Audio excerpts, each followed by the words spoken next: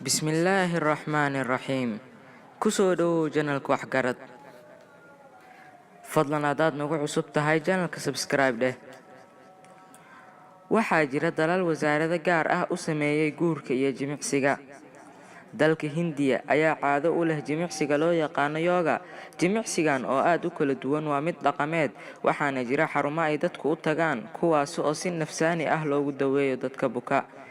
Yoga oo ah jimicsi ay dadka Hindiya badankood ay isticmaalaan, sidaa awgeed xukuumadda dalkaasi ayaa wasaarad gaar ah u sameysay sanadkii 2014 maadaama ay tahay mid caafimaadka jirka iyo maskaxda loo adeegsado, isla markaana isdhexgalka bulshada wax badan ka tarta.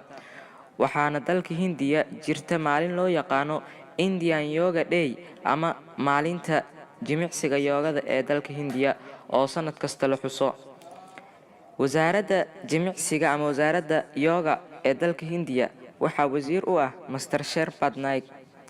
Sidoo kale dalka Spain ayaa sameysay wasaarad guurka kadib markii ay dowladdu sheegtay inay yaraadeen taranka dadka Isbaanishka ah oo dhalashadii ubadka ay istaagtay kana badatay dhimashadii.